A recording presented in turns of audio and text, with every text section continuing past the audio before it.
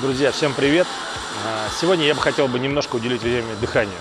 Существует очень много правильных версий, и одна из них всегда прописана во всех учебниках. Говорят, что надо на усилие делать выдох, в негативной фазе ходить как вдох, да?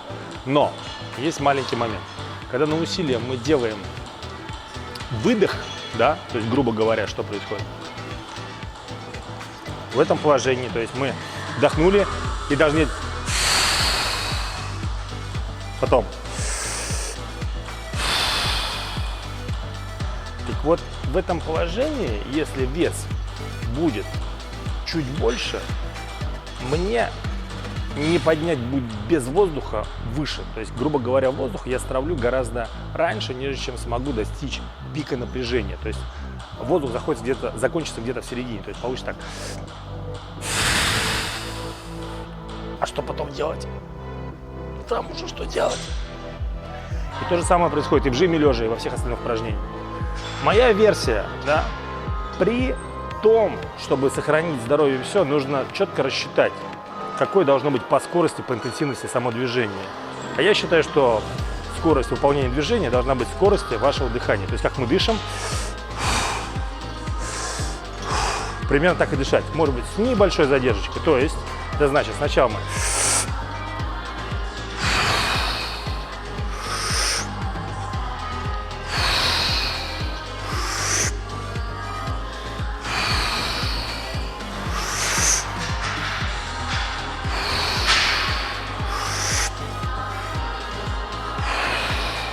Что происходит?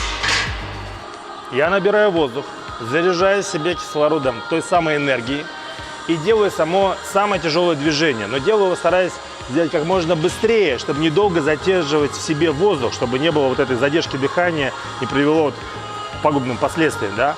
А вот выдох я растягиваю, тем самым могу негативную фазу делать гораздо медленнее, тем самым держа мышцы под постоянным напряжением. Да, тем самым и получается максимальный налив, обогащение кровью, обогащение кислородом мышцы, да, и тем самым само по себе даже ощущение силы, оно гораздо выше, нежели чем мы будем просто выдыхать.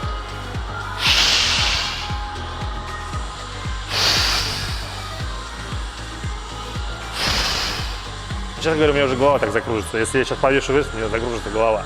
Потому что это просто, невозможно. Ребят, обращайте внимание с дыханием. Дыхание очень важно. Как вы дышите, от этого зависит ваш результат. Давайте попробуем разобрать это на другом упражнении. Пойдем.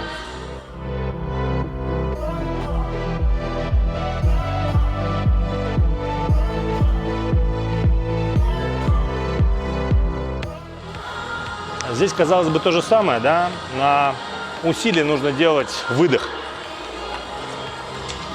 То есть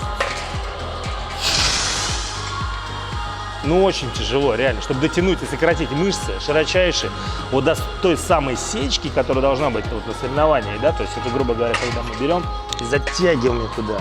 Мне нужен кислород, то, чтобы моя грудная клетка была насыщена кислородом.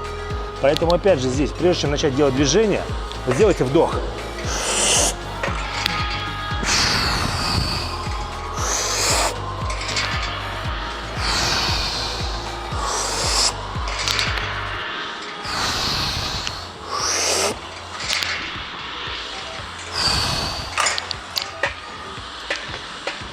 При такое исполнение и сил гораздо больше, и здоровье сохранится. Есть еще спорные вопросы, наверняка он у вас возник. Что делать в тех упражнениях, когда мы поднимаем излишне сильный вес, такие как приседания, становая тяга? Скажу так, что для неподготовленных, конечно, это очень жесткие упражнения. Если вы идете на максимум, то придется быть полностью очень сильно в этом подготовленным, да, то есть не идите неподготовленными, нужно четко понимать, что вы готовы к этому весу, потому что задержка дыхания все равно будет. Что происходит?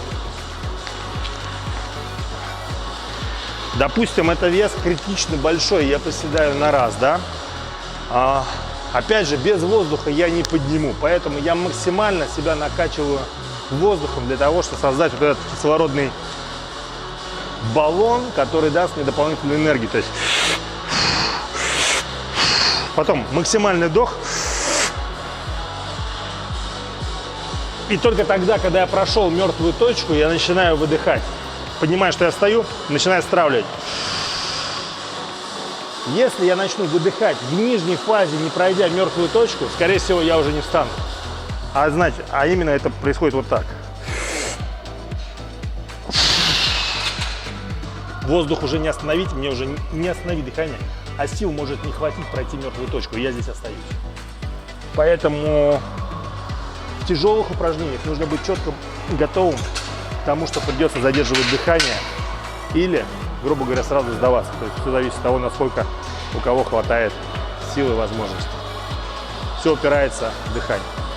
Друзья, кому интересно, как дышать на сцене и выдерживать многоповторные сравнения, пишите в комментариях, попробуем разобрать и это.